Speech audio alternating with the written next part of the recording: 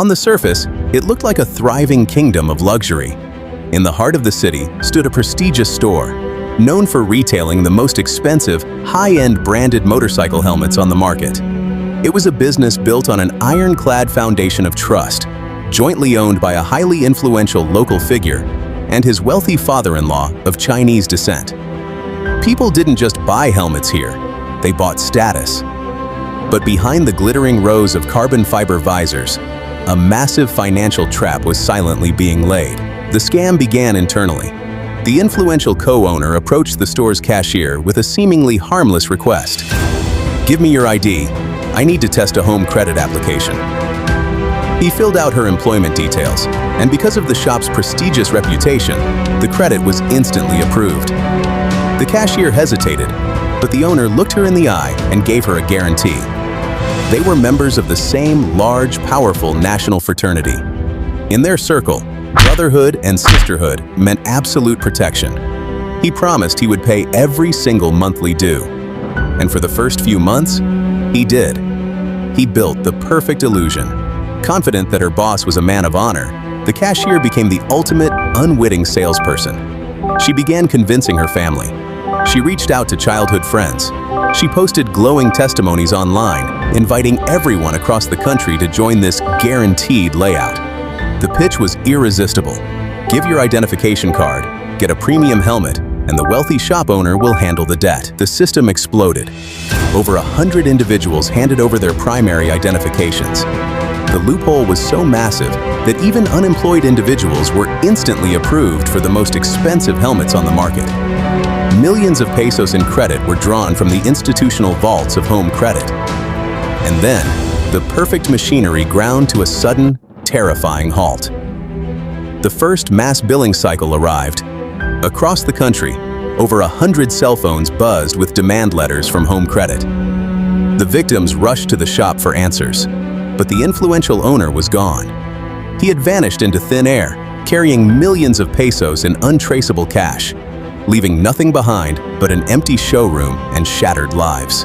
Our investigation section was completely overwhelmed.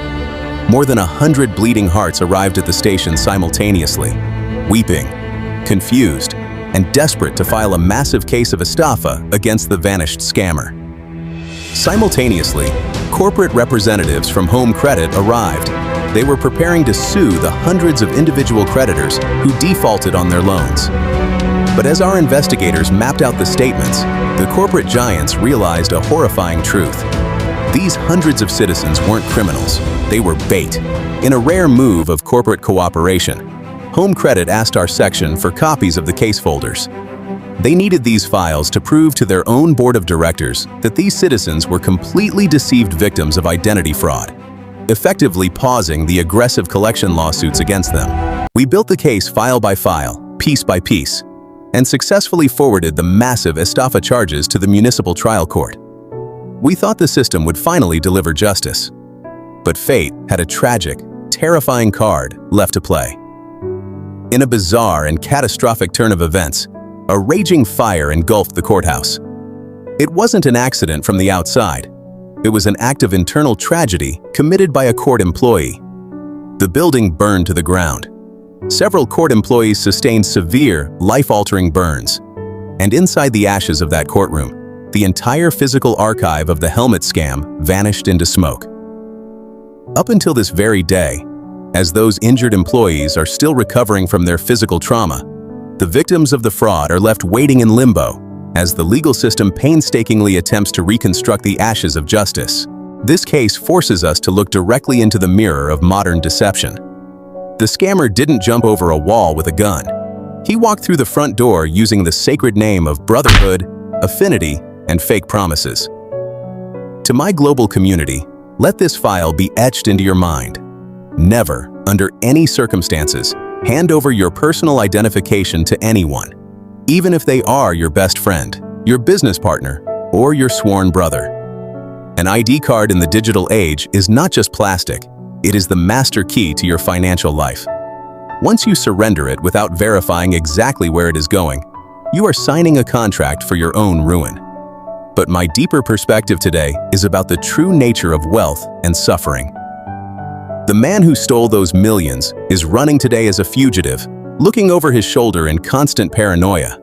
He thinks he won. But true wealth is a peaceful mind, an honorable name, and a clear conscience.